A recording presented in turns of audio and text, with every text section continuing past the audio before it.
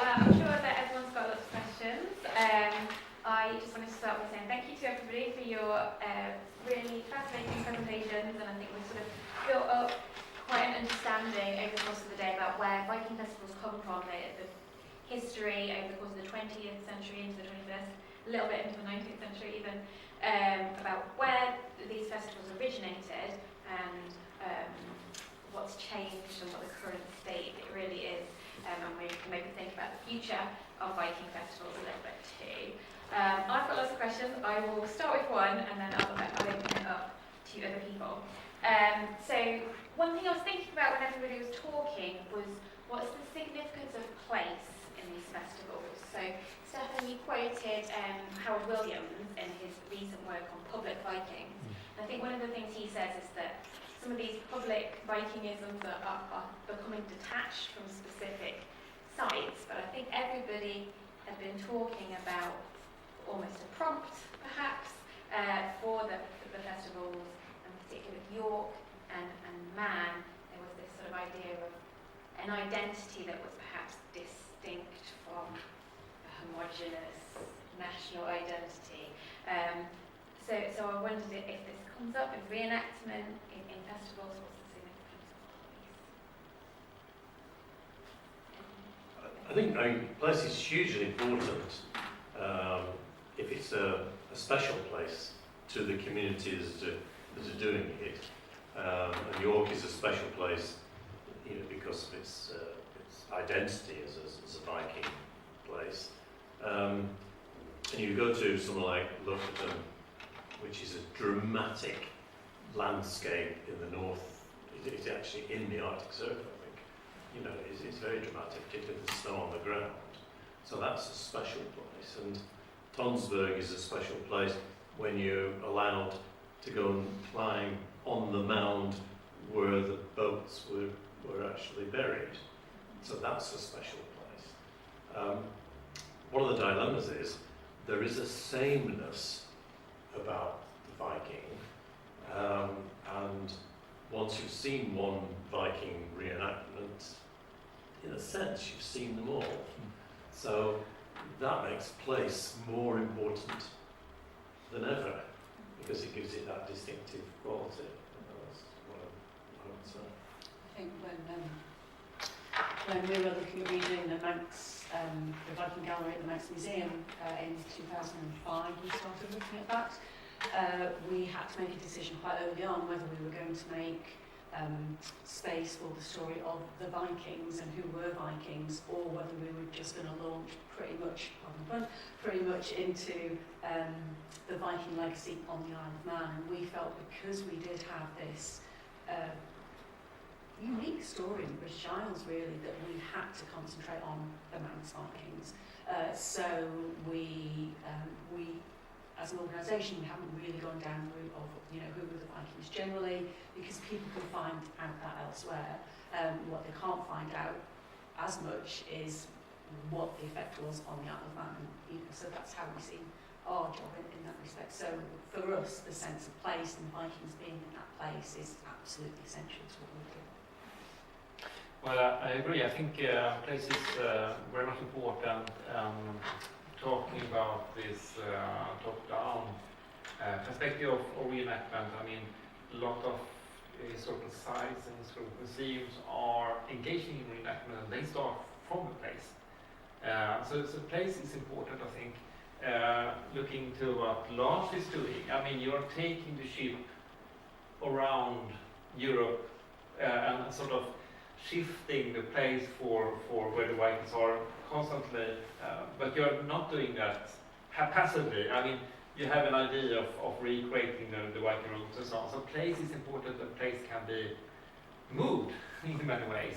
And I mean, those doing Vikings hikings, are they taking the Viking age up in the wilderness, so to say, to immerse themselves. So place can be sort of shifting and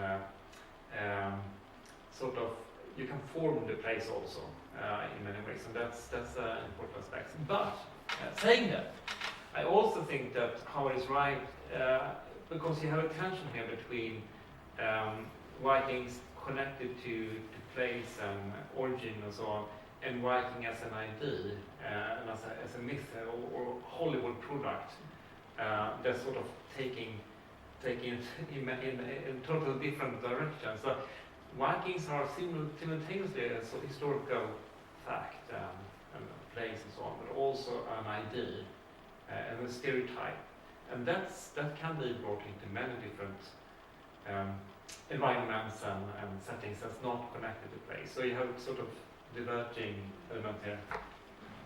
And I think it seems that many of these festivals are where that sort of very specific story meets that general idea, and that's what draws people in, and it's an opportunity to tell that specific story. Are there questions from the audience? Yes, I was very struck by what Chris said right at the beginning, was that when he came across people in Dean Park, I think it was, and they were asking, what's all this about? You would never get that in Shetland because it's in their DNA. They actually grew up with Uphelliar, and before that, before it became a Viking festival, I mean, it's been there for centuries. And it's interesting to note that since, I mean, the end of the 19th century, when it became a Viking festival, then it seems to have gathered momentum. And it'd be really interesting to look at why that is, why the tar barrels were not at all interesting, but the Viking element is. And I think it's got something to do with the romanticism of the Vikings, and how we see them now as some kind, as you were saying, Stefan, as, not as they were, but as we would like to think they were. And I just wondered if you'd like to comment on that.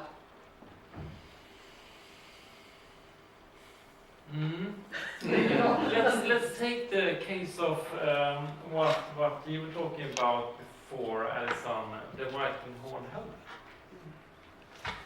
We had an interesting discussion just a couple of weeks ago and organized a workshop in Lund, working on a new book on Vikingisms. And we had a discussion about the horn helmet. And actually, I mean, one thing, you have horn helmets, in the Bronze Age at least. So I mean, there are archaeological stuff that's so. But at least you have horn helmets going back 200 years or so. I mean, since Wagner and so on, Vikings have horn helmets. You have a 200-year history of horn helmets. So the horn helmet is today, in all practicality, a part of the Viking, the image of the Viking. You can't get away from that. So that's a fact that has grown since then. And so much that when you had the storming of the Capitol in Washington, and you got this Viking with a horn helmet.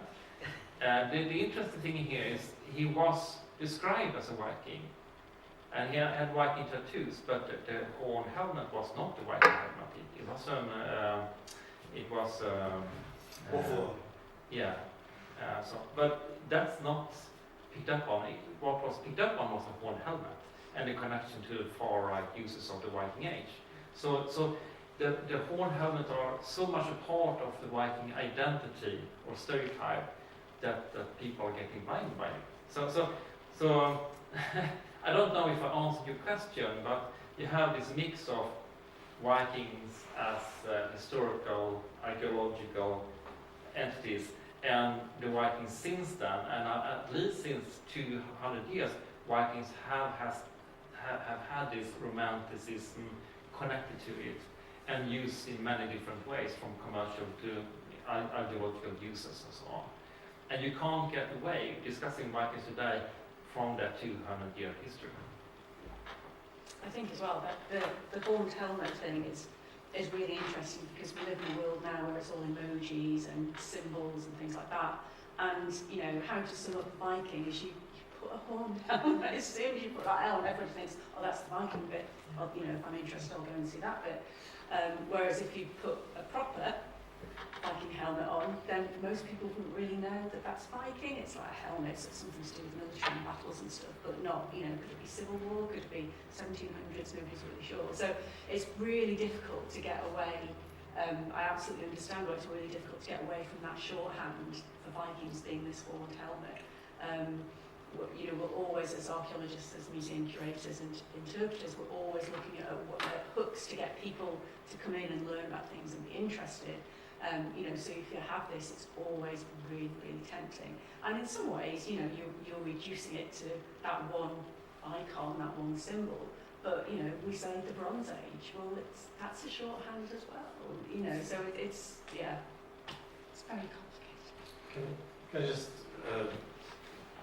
come back to Shetland in a moment, but the Viking, we use the term Viking as shorthand for an incredibly complex time and space.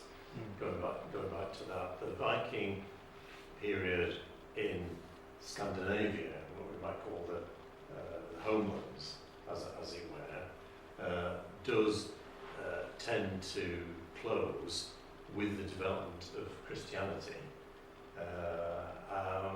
but also a lot of the reenactment there is rightly about farming and rural practices, about the achievements of carpentry and sailing, and about the way of life, the feasting halls and the royal burials, and so on. The Viking period in England is different from the Viking period in Dublin and Shetland, and the Viking occupation of the Danelaw and the impact that had on English society, and the urbanisation of York, the urbanisation of Dublin, similar to York, as is Waterford and Wexford, but the legacy of the Viking stroke Norse community in Shetland, the Outer Hebrides, the Inner Hebrides, the Isle of Man and Ireland is 200 years later. So it is different, and it's Christian. Most of the remains in the Isle of Man after the initial period are Christian. We have this enormous collection of sculptured gravestones, but they are Christian crosses. So I think sometimes we're too easy just to slap the label on. And the point about the Shetland, possibly, Napoleon is a creation at the end of the Napoleonic Wars by a clergyman who was very disappointed by the fishermen and former sailors spending the winter getting drunk because there was no fishing to be had. So he made work for idle hands, and a lot of the Napoleonic traditions were written down to be performed from that period onwards, and they have lasted, which is amazing. But they have grown also as a political resistance to rule from other people. So the Shetlanders are very proud of their Norwegian links, and many of them would rather be ruled by Norway than those people in London, and increasingly those people in Edinburgh. And there has been in very recent years a reaction to the Gallicisation, if I can use that word, which probably doesn't exist, but there is a Scottish language policy which wants to reintroduce Gaelic in places where Gaelic has not been used for a very long time, like Galloway, but in places like Shetland, it's never been used at all. So there is a lot of resistance to having police vehicles going around with Gaelic on them, or ambulance, there's a very strange spelling of ambulance in Gaelic. And I did talk to somebody who was responsible for road signage, and he says, yes, we try not to put up the Gaelic road signs until we're forced to. So there is something about the Viking and the Palear tradition in the last 30, 40 years as a political search for identity, which went... Public order, basically, wasn't it? It's public order. It was just too dangerous before. Yes, yes. It's still pretty dangerous now. When I went, we were told, take an old clothing, because those torches are not battery powered. They're pitch, tar and wood, and there are embers flying all over the place all night. So yes, don't wear a posh coat was the advice, because it'll have holes in it by the end of the night. It always lasts on the move. still hear us or not. Can you? Can you still hear us, Lars? Are you muted? You might be able to see. Yes, I can hear you. Oh, you can. Absolutely. Oh, well, I had. I would just. Yeah, go ahead. I have to leave now. The crew is waiting for me, and we are heading out from. Okay, Lars, if you can hear us, thank you very much for your input today. It's been great, and bon voyage.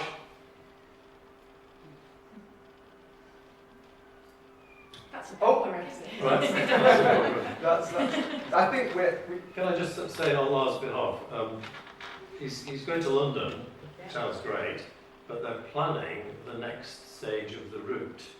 And there are two choices, really. One is to go through, out of London and turn that way and go around Wales, through the Irish Sea, possibly to the Isle of Man, Dublin, and follow the other route. The other one is to turn that way and come up past the York, up to somewhere like Newcastle, possibly up to Shetland, and then go back to Norway. So there's a chance you might see them. Well, either of us might see them, depending which route they decide to travel. yes. But Yeah. the Tonsberg Viking Festival is a really great thing. It's really easy to get to. Catherine, I'm aware we've gone past the 1 o'clock mark. Is there still time for a few more questions to take us to 10 minutes Yeah, past? just have a couple more, I think. Yeah. I just wanted to make an observation, really, to Edmund. I spent about 10 years as the drama director of the Vikings, which is one of the bigger reenactment groups. And what we realised as we were doing those sorts of performances was that any time we touched on the more difficult subjects, you know, you might want to put a psychopath in charge for a day, which we did.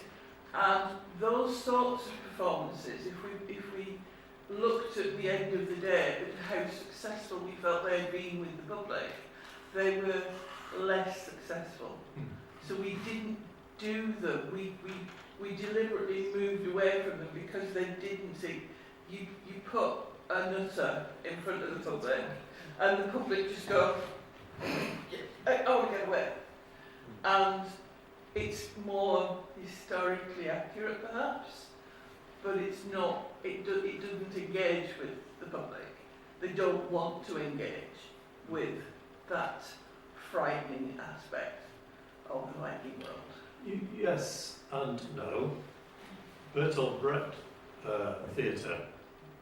We're It's by and talking, large- we're talking family audience. Yeah, exactly. Yeah, But- you know, it's But Bertolt Brecht theatre, by and large, is horrible. And a lot of the serious drama that you will see, not in the West End, but in other theatres, is hard work.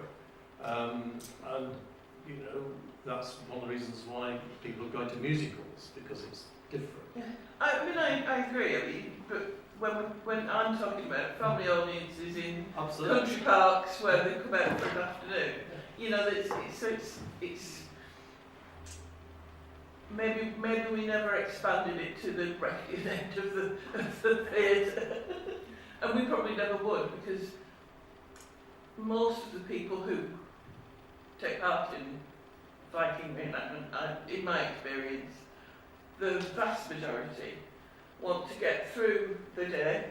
They want to do all the things. They want to interact with the public, do all that. The big thing they want to do is hit their friends at the end of it, at 3 o'clock in the afternoon. Well, I think that, as you talked about before at museums, you have to do this not for the general public, but for a small audience. I mean, you will have some people who are interested in that, and if you can find a way to do a sort of select group that's delving into that, I think that's the idea to do that. Just as we do in the museums. I agree to you to do this to general public, the children and so on, is not a very good idea. Or worse, if you make it into a ploy. I mean, you had this incident in a Viking museum in Sweden a couple of years ago where they had this group. They were taking people from the audience and selling them as slaves in a very playful way, and that didn't go down well. So and they preferably took young women and sold them as slaves and showed their teeth and so on, and they got sued. So that's also a very bad way of doing it. Yeah. So. It's interesting, isn't it? I think there are contrary impulses, really. Often it is in the family-focused end of things in museum activity, where it's there's a tendency to play up the weird or the violent for comic effect in the sort of the horrible histories vein, where that's the material that is absolutely at the foreground of what is being presented to families and youngsters, because the sense is that children will enjoy the smelly, the gory, the toilet humour. In my defence, I was doing all this before horrible histories came. Okay, yeah. So, it was not. It was.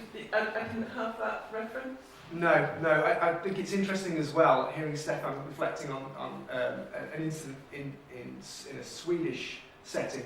I've been given to understand, I think in conversation with museum workers in the US, that the sort of playing up of the ridiculous and the violent and the weird is more common in a UK setting, but maybe that's not the case. As I say, this is only anecdotal things that I've sort of picked up over the years. I think it'll be interesting to see, what, is that a horrible histories thing, or do its roots go further back? I mean, Monty Python, for instance, played with historical imagery and themes to comic effect, and maybe some of that then bled out into popular history. But I think that's an area that I've never seen sort of entirely unpacked or discussed when it comes to public events and how difficult histories are performed for family audiences. Punch and Judy. Yeah. I think that's Domestic violence.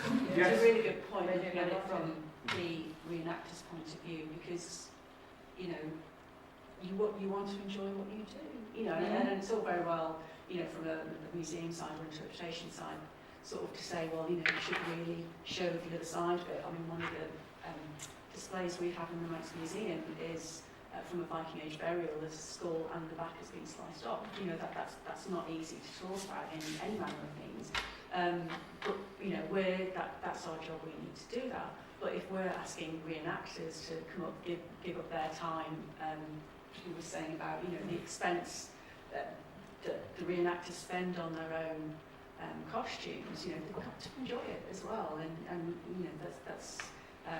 that's a part of it. There's only so much that can be asked of people, I think, so we have to find other ways to tell the truth as far as we know it. Just to finish on it really, I suppose, I think the drama and the conventions of drama provide tools that I think we can develop in the future to do things in a different way. Mm-hmm. But it isn't entertainment. It's not financially viable. And if you can only do it with somebody paying tickets, you've got a different economic model. But yes, if you're relying on people's good best endeavours and voluntary, you can't do that. But I do think there's a toolkit, and as we go forward, and you say what would we look like in the future, then I do think it does give opportunities. I'm very conscious that as a young English literature student, I went to see King Lear, Shakespeare. Horrible stuff.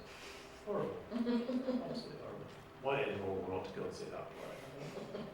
I think there's another context that's been in my mind, which is the representation of Vikings in popular media, particularly in TV, films, games, which I think is increasingly leaning into the violent, brutal aspects, and we might recognise that a lot of our audiences of these festivals have also encountered that, so this isn't their only encounter with the Vikings.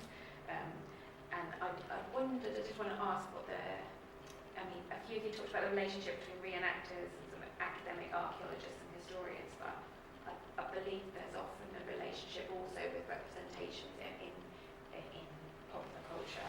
I don't know if anyone has come across that or has any thoughts on that. I reenactors maybe are providing some of the imagery that then gets picked up in film and TV representation, particularly in We dress. had a few years ago a colleague I mentioned, Casey, who came up with the labyrinth idea. She worked with students from the Isle of Man College who were on the hairdressing and beauty course, and they did hairstyles inspired by the TV series Vikings, and it was a really good training program for them because obviously it's quite intricate, but with very little population evidence for it. But it was it was people who wouldn't necessarily come into the museum that often to learn about Vikings, but we went and we spoke to them, and so they, had that interest from bringing it into what they were doing. So I think it can be useful from that side as well, to bring new audiences. A lot of the boat scenes in the Vikings movies are filmed in Ireland because there's a very safe lock in Northern Ireland where they have a fleet of Viking boats and crew. Most of the crew are female, so the theatre, the film company often has to make them dress up as men because it's an American audience. On that imagery thing, I often wonder, certainly in the mid to late 80s, early 90s, the reenactment world was quite populated with what were called crusties at the time, who were generally fairly, mucky young men with shaved sides on their heads. They were reenactors. They had those shaved sides hairdos were photographed and seen, and possibly then used for the TV show. So I didn't know I could never tell whether it was a circular argument, and that then it came into the Vikings, and then, well, lo and behold, it spits out reenactors that have to have shaved sides. Yeah, I think Self-fulfilling prophecy. Yeah. Okay, I think we're nearly at time, but I just wanted to raise one final question, which is that a few people mentioned thinking about the future of Viking festivals. So my final question for the panel is there any particular challenge for the future of Viking festivals that you think needs to be overcome and to develop in order to continue? I'll jump in first with that one. I guess it's the kind of thing that Lars was talking about really, is it's reaching the audiences who aren't already engaged. He's doing it in a very particular way. He's literally out there in geographical locales where people aren't necessarily familiar with the Vikings and Vikingisms. I think we have groups within the UK, areas within the UK who could be better engaged. People who aren't from necessarily the traditional groups who have an interest in early medieval history, but in an environment like a Viking festival that takes the Vikings as a starting point for all kinds of creative responses. That would be my idea and my vision for the future of the Jorvik Viking Festival, would be to diversify what the festival is all about, whilst keeping this sort of core of historical interest and accuracy, but to draw in as many contrasting viewpoints and backgrounds as possible. The barrier, the difficulty is a simple practical one. It's very expensive, and people are scared of the lawyers, of the health and safety, of the regulatory bodies, the environmental protection, the noise pollution, and the angry neighbours. And we have, I think, it is awkward. We have moved in. There's a cycle of things, and I don't believe in killing people needlessly. I'm a great believer in safe working practices, but some of the things that we see are way beyond what a proper approach to public safety should be. Not in your crowd, I couldn't possibly comment about that.